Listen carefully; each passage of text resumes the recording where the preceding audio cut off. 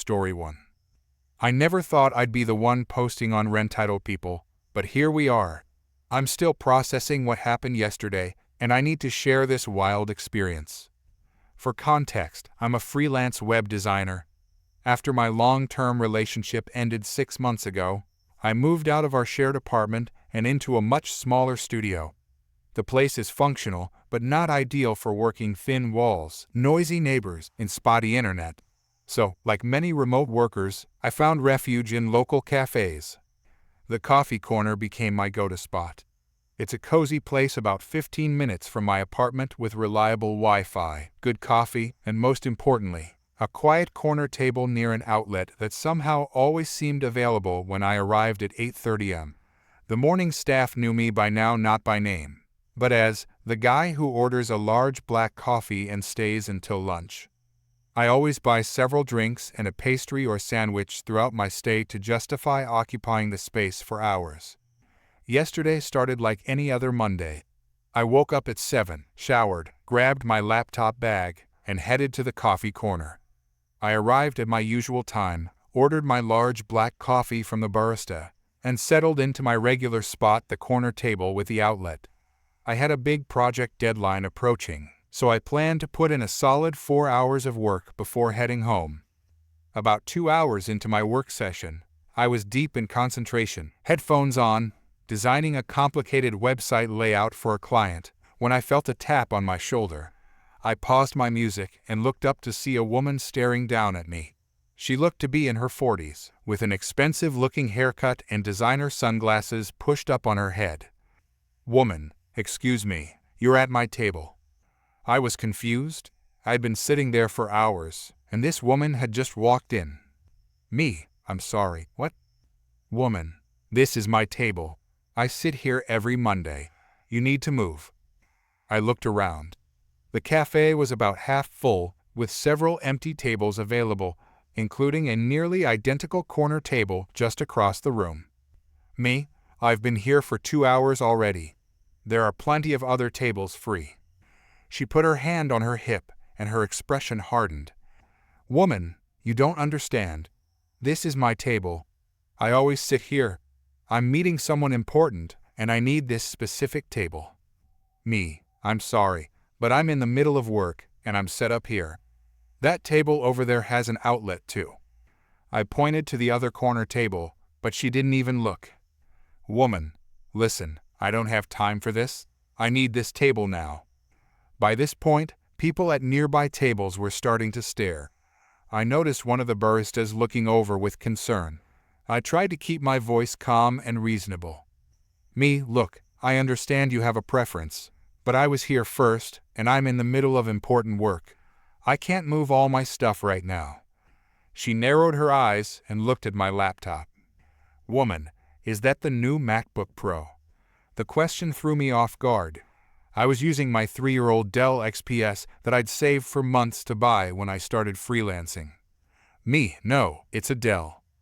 "Woman, don't lie to me. My son has been wanting that exact MacBook Pro model.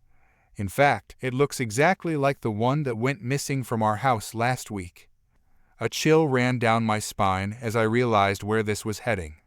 The woman's voice got louder. "Woman, I think you stole my son's computer." "Me, what?" "No, this is my computer. I've had it for years." "Woman, prove it. Show me the login screen." I was getting frustrated, but decided to comply just to end this bizarre interaction. I saved my work and brought up the login screen with my user account name clearly visible. "Me, see? This is my account." "Woman, you could have changed that. My son's background was blue just like that."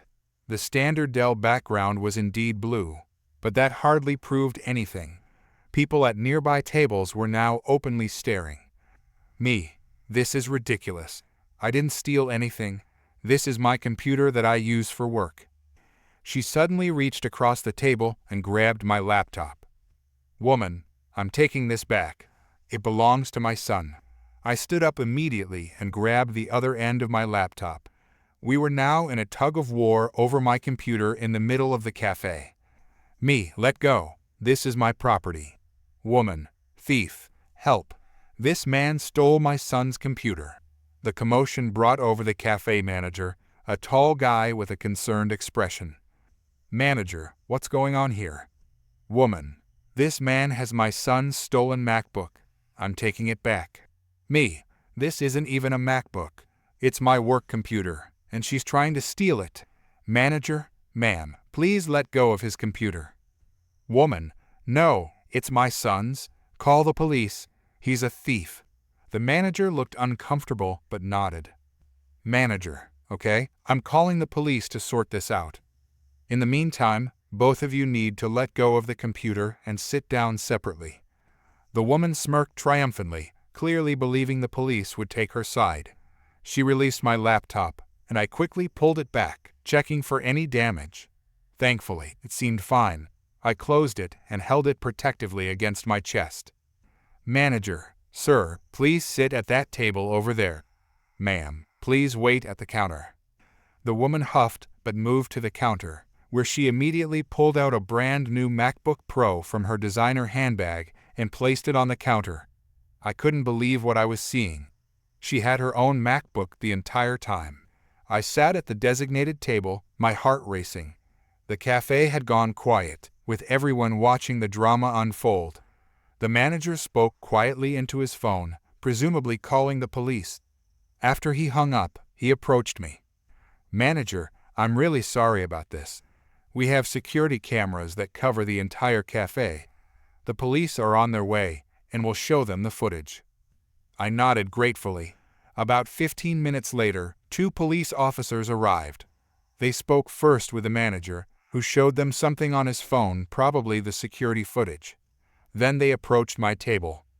Officer 1, sir, can we see some ID and your receipt for that computer?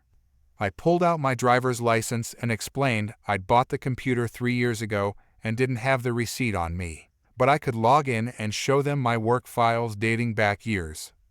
Officer 1, that won't be necessary. We've reviewed the security footage. It clearly shows you working on this computer for hours before the lady arrived, and it shows her attempting to take it from you. The second officer was now speaking with the woman, who was becoming increasingly agitated. Her voice carried across the cafe. Woman, I made a mistake. That's not my son's computer. I was confused. Officer 2, ma'am, you claimed this gentleman stole your son's MacBook Pro, but you have a MacBook Pro in your own possession. Can you explain that? Woman, that's mine. My son's is missing. This man must have it. Officer 2, do you have a receipt for your MacBook? Woman, it's at home. I don't carry receipts around. Officer 2, can you unlock it and show us that it belongs to you? She tried to unlock her MacBook, but appeared to be struggling with the password. Her face was getting redder by the second. Woman, it's new. I just changed the password and I'm still getting used to it. Officer 2, ma'am, we're going to need you to come down to the station. We need to verify the ownership of this device, and we need to take a statement about the attempted theft we witnessed on the security footage. Woman, what? You can't take my computer. I need it for work. Officer 2, we need to confirm it's actually yours, given the circumstances. You'll get it back once ownership is verified. The woman looked like she was about to explode. Woman, do you know who I am? My husband is a lawyer. You can't do this. Officer 1, ma'am, your husband can meet you at the station if you'd like. The first officer turned back to me. Officer 1, sir, would you like to press charges for the attempted theft of your computer? I thought about it for a moment. The whole situation was bizarre, but she had tried to steal my livelihood, and who knows if she had done this to others before. Me, yes, I would. The woman's face went pale. Woman, you can't be serious. It was a misunderstanding. Officer 2, ma'am, please gather your belongings. We're going to the station now. Woman, I demand to speak to your supervisor. This is harassment. Despite her protests, the officers escorted her out of the cafe, with one carrying her MacBook in an evidence bag. The entire cafe watched in stunned silence as she was led to the police car outside, still yelling about calling her lawyer husband. After they left, The manager approached my table again. "Manager, I'm so sorry about that. Your coffee and food today are on the house. That woman has never been a regular here. By the way, I know all our Monday regulars." I thanked him and tried to return to work, but my hands were still shaking a bit from the adrenaline. Other customers kept glancing my way, and a few even came over to express their sympathy and shock at what had happened. Later that afternoon, I received a call from the police station. They wanted me to come in and give a formal statement. When I arrived, the officer explained that the woman's MacBook Pro was indeed brand new, purchased just 2 days ago according to the receipt they found in her bag. There was no record of her reporting a stolen laptop for her son, and when they called her husband, he wasn't a lawyer, but an accountant who sounded mortified by the whole situation. The next day, I received another call informing me that the woman was being charged with attempted theft and filing a false police report. Apparently, this wasn't her first offense. She had a history of similar incidents at other businesses, claiming items belonged to her or her son and trying to intimidate people into giving them up. I decided to find a new cafe to work from for a while, just to avoid any potential follow-up drama. But I can't help wondering what would have happened if the coffee corner didn't have security cameras, or if I had been less assertive about keeping my property. The thought that someone could walk in and try to claim my belongings as their own still makes my skin crawl. So that's my entitled people story. I never thought I'd encounter someone with the audacity to try and steal a laptop in broad daylight by simply claiming it belonged to her son. But I guess entitlement knows no bounds. The most satisfying part, her expensive MacBook is still being held as evidence, and according to the officer I spoke with, she's banned from the coffee corner for life. Justice served with a side of karma. Story 2. I wasn't always visually impaired. 3 years ago, I was working as a photographer for a local newspaper. My days were spent capturing the perfect shot, focusing on the minute details that told a story within a story. I loved my job, loved the way light danced across my lens, loved the way I could freeze a moment in time. Then came the accident. A drunk driver crossed 3 lanes of traffic and hit my car head-on. I survived, but my optic nerves were damaged. The doctors called it traumatic optic neuropathy. In simple terms, I lost most of my central vision and was left with only peripheral vision that was blurry at best. The cruel irony wasn't lost on me, a photographer who could no longer see clearly enough to take photos.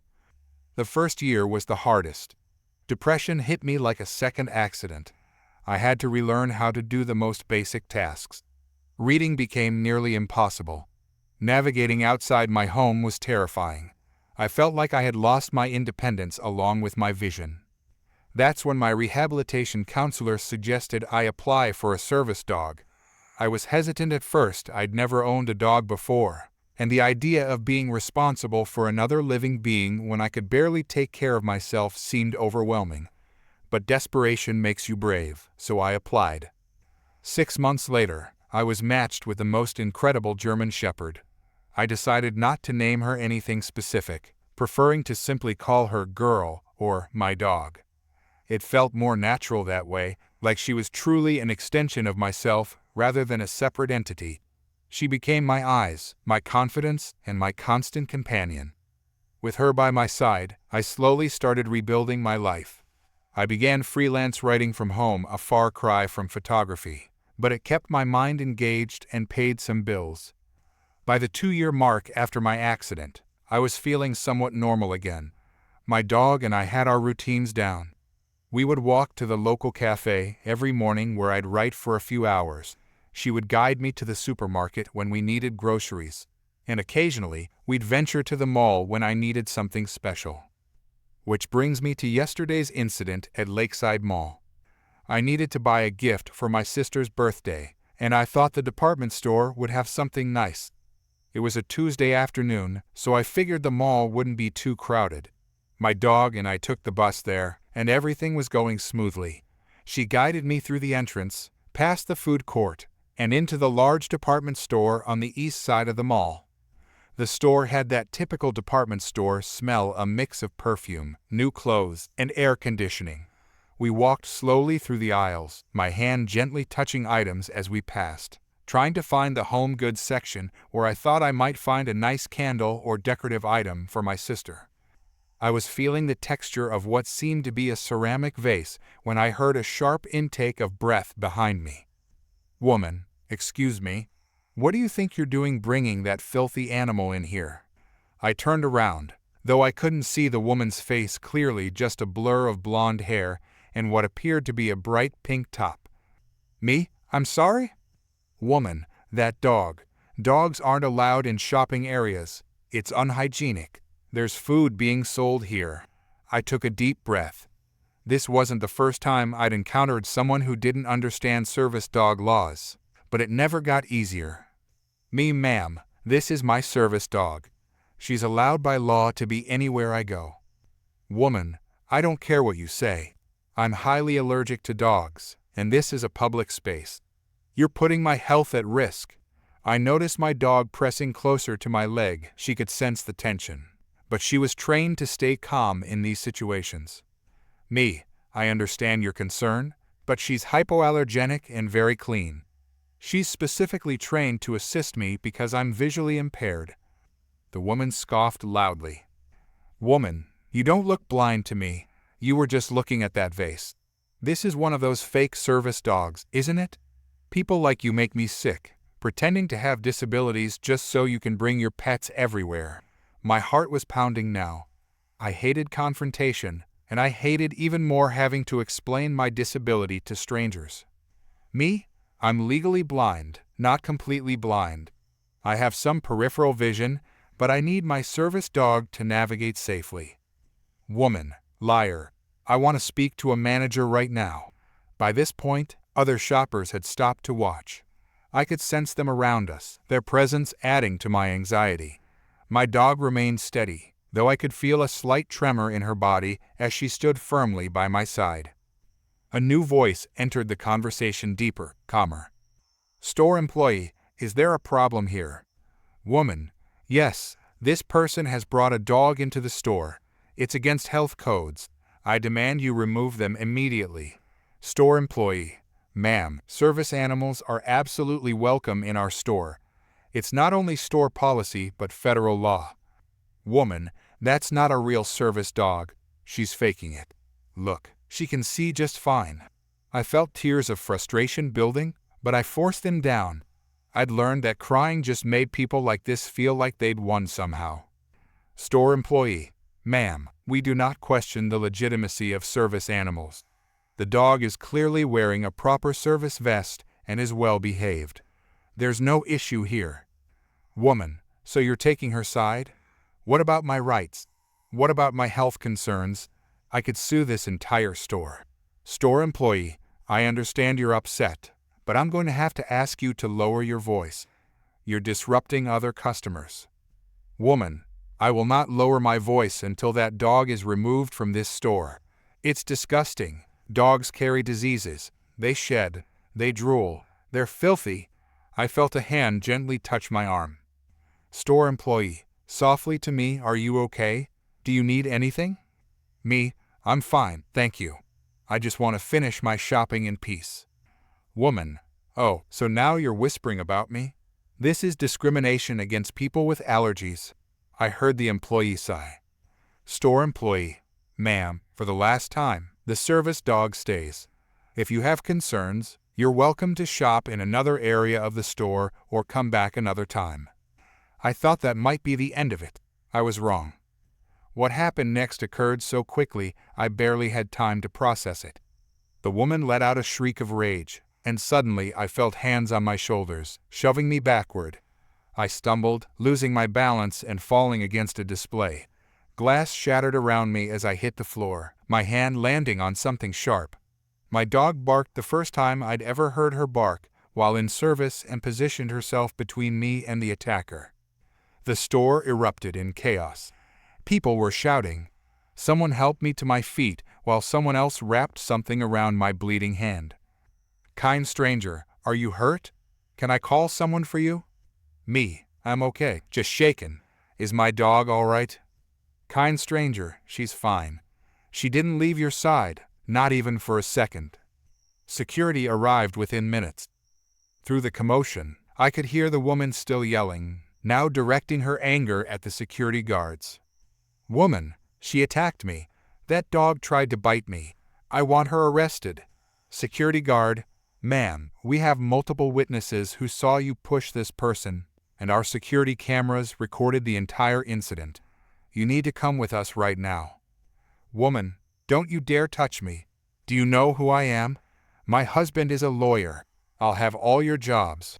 I was escorted to a small office where a first aid kit was produced for my cut hand. It wasn't deep, just a small slice from a piece of broken glass. My dog settled at my feet, her warm presence reassuring me that at least one thing in this chaotic situation was steady and reliable. A security guard asked if I wanted to press charges for assault. I hesitated, not wanting to drag this out any longer than necessary. Security guard, you should know that this isn't the first incident we've had with this individual. She's caused problems in several stores in the mall. Me, what happened to her? Security guard, she's been escorted out and has been issued a formal ban from not just this store, but the entire mall. We have a zero-tolerance policy for this kind of behavior, especially when it involves discrimination against persons with disabilities and physical assault. I nodded, relieved that the situation was being taken seriously.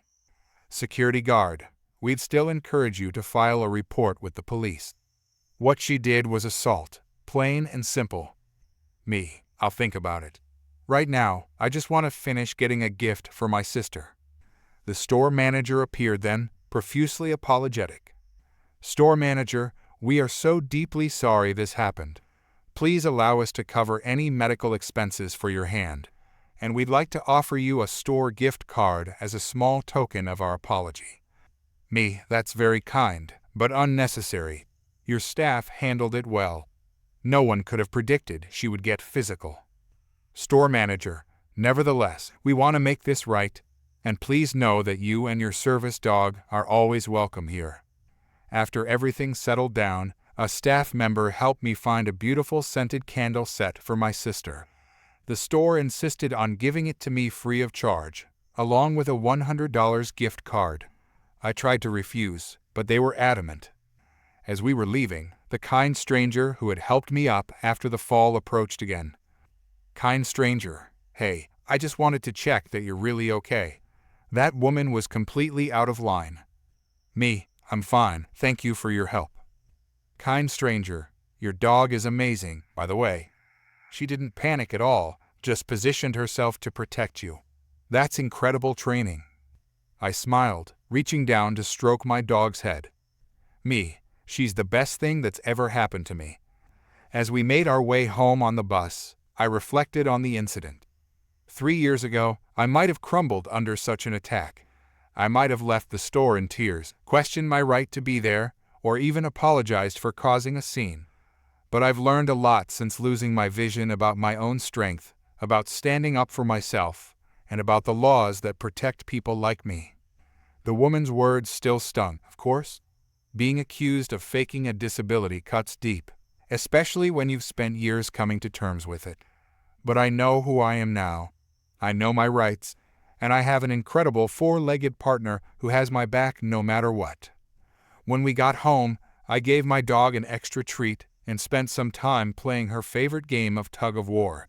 As I felt her gentle pull on the rope, careful not to yank too hard, she's always mindful of her strength around me. I thought about how this amazing animal had not only given me back my independence, but had also given me the courage to face a world that sometimes doesn't understand or accept people who are different. The next morning, I received a call from the mall's administration office. They wanted to let me know that the woman had tried to contest her ban by filing a complaint, claiming discrimination against people with allergies. Her appeal had been firmly rejected. Furthermore, they were implementing a staff training program about service animal laws and accommodation for people with disabilities. In the days that followed, I wrote an article about the experience for a disability advocacy blog I occasionally contributed to. It went somewhat viral, with hundreds of comments from other service dog handlers sharing similar stories.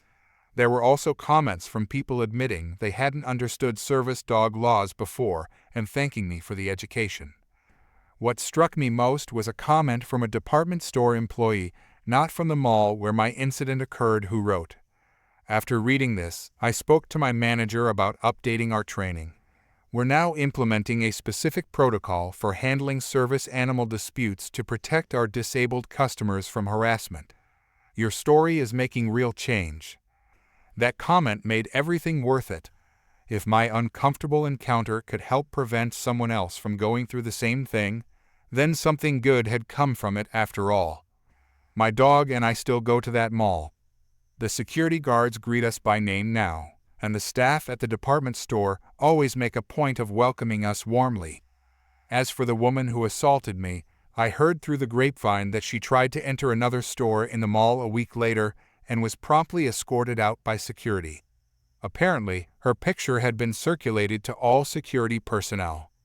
I don't take pleasure in her ban, but I do take comfort in knowing that actions have consequences even for those who believe they're entitled to special treatment. And I take even more comfort in the knowledge that my dog and I will continue to navigate this world together, one step at a time, standing our ground when necessary and educating others through our presence alone. Because in the end, visibility is how change happens, and though my vision may be impaired, I've never been more visible than I am now, with my magnificent service dog leading the way. Story 3. I never thought I'd be writing one of these posts, but here I am, 8 months pregnant, and still stunned by what happened yesterday at my ultrasound appointment. After 3 miscarriages over the past 4 years, this pregnancy hasn't been easy. My husband and I had almost given up hope, but somehow we found the strength to try one more time. When I finally made it past the first trimester, we were cautiously optimistic. My doctor had been monitoring me closely due to my history, scheduling extra ultrasounds. This particular appointment was my 32-week growth scan to check the baby's development. I'd been having some swelling and slight blood pressure issues, so my doctor wanted to rule out complications. I arrived 15 minutes early. My husband couldn't come with me because of an important work project, so I planned to record the ultrasound on my phone for him. The waiting room was relatively empty, just a couple of other pregnant women waiting quietly. I checked in with the receptionist. "Receptionist, good morning. How are you feeling today?" "Me, pretty good. Just tired and my feet are swollen like balloons." "Receptionist, that's normal at this stage. Have a seat and we'll call you back shortly. The technician is running about 10 minutes behind schedule." I settled in with my book. About 5 minutes later, the door burst open, and in walked a woman who immediately commanded attention. She wasn't pregnant, at least not visibly so, and was dressed in designer clothes with oversized sunglasses on her head. She marched straight to the reception desk, cutting in front of another woman who was waiting. The woman, who I'll call Karen, slapped her purse on the counter and glared at the receptionist. "Karen, I need an ultrasound right now." "Receptionist, do you have an appointment?" "Karen, no, but that doesn't matter. I need to be seen immediately." "Receptionist, I'm sorry, but we only see patients by appointment.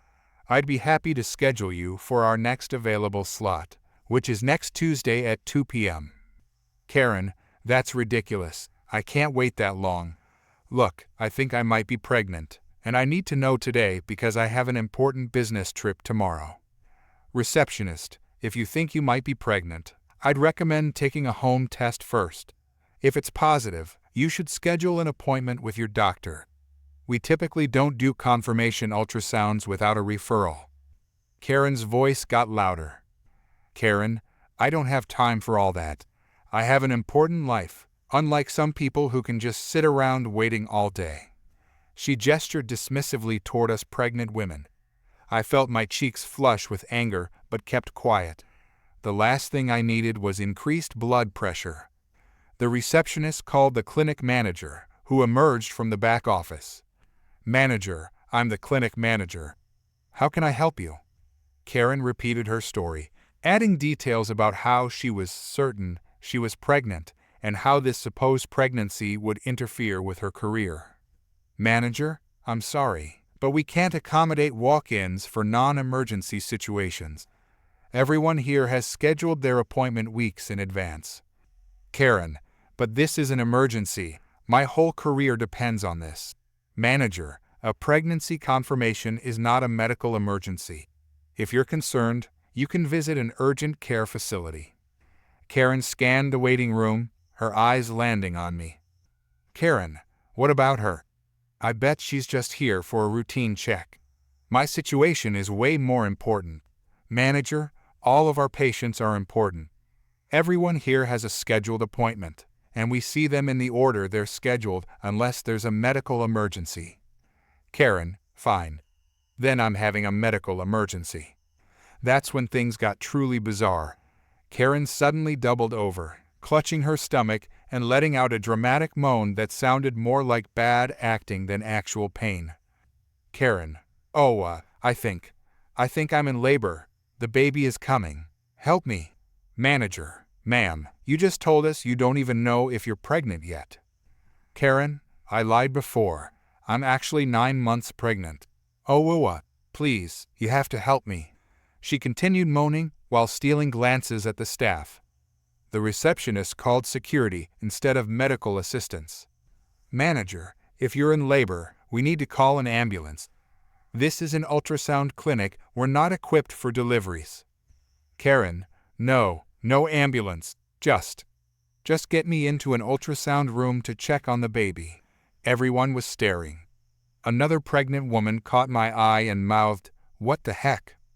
A security guard appeared, and the manager spoke quietly with him while Karen continued her performance. Manager, ma'am, if you're truly in labor, we need to get you proper medical attention. Would you like us to call an ambulance? Karen switched tactics. Karen, actually, I'm feeling better now. Maybe it was just Braxton Hicks contractions, but I still need that ultrasound. Manager, as I explained, we can't accommodate walk-ins. You're disturbing our scheduled patients. I'm going to have to ask you to leave. Karen, this is outrageous. I'm going to sue this entire clinic for refusing to treat a pregnant woman. She stormed out. My name was called about 15 minutes later, and the ultrasound went well. Baby was measuring on track with a strong heartbeat. I was recording it for my husband when we heard commotion in the hallway. The technician stepped out to check. Through the door, I heard Karen's voice again. Karen, I know she's in there. The pregnant lady who was in the waiting room. I want to know why she gets priority over me when I'm clearly in an emergency situation. The technician returned looking flustered. Technician, I'm so sorry about that. Some people just don't understand how medical appointments work. Me, is she gone now? Technician, security is escorting her out. After finishing my scan, the security guard offered to escort me to my car. As we walked through reception, I noticed staff huddled around a computer monitor showing security footage. Receptionist, you won't believe this. After all that drama about being in labor, look what our parking lot camera caught. On screen was Karen, sprinting across the parking lot to her car, no sign of labor pains whatsoever. She was moving faster than I could have even pre-pregnancy, easily jumping over a puddle before getting into a luxury SUV. Security guard, she didn't know we installed cameras last month. Got her license plate and everything. Manager, we're adding her to our banned list. I was shocked at the lengths this woman had gone to just to cut in line. The next day, the clinic manager called me. Manager, there's been an interesting development I thought you should know about. She explained that Karen had followed me to my car before the appointment, listening to me tell my husband how important this ultrasound was. She had targeted the clinic after overhearing my conversation. Even more surprising, Karen wasn't just any entitled person. She was a minor social media influencer who specialized in life hacks, including how to skip lines and get preferential treatment. The manager had discovered videos on her profile where she bragged about manipulating service workers and medical staff into giving her special treatment. The clinic was reporting her to the medical board for attempting to fraudulently obtain medical services. But karma struck faster than legal action could. Someone had recorded her fake labor performance and posted it online, along with the security footage of her sprinting afterward. The videos had gone viral overnight, with people identifying her as the life hack influencer. Her social media accounts were flooded with negative comments, and brands were publicly cutting ties with her. I checked out the viral video, which had thousands of comments condemning her behavior, particularly for faking pregnancy complications, which many pointed out was deeply offensive to those who had suffered actual pregnancy complications or loss. 3 days later, Karen posted a tearful apology video, focusing more on how the backlash affected her than on the harm her actions could have caused. The internet wasn't buying it, and her subscriber count plummeted. As for me, I had my follow-up appointment yesterday with no dramatic interruptions. The baby is doing perfectly, and my blood pressure has stabilized. The clinic has added extra security measures, including an escort service for pregnant patients who request it. I never expected to have an encounter worthy of entitled people during a routine medical appointment, but I guess entitled people can show up anywhere. The silver lining is that the clinic staff were amazing throughout the whole ordeal, standing their ground and protecting their patients. And there's a certain satisfaction in knowing that Karen's attempt to get special treatment not only failed spectacularly, but ended up damaging the very social media career she was prioritizing over everyone else's well-being.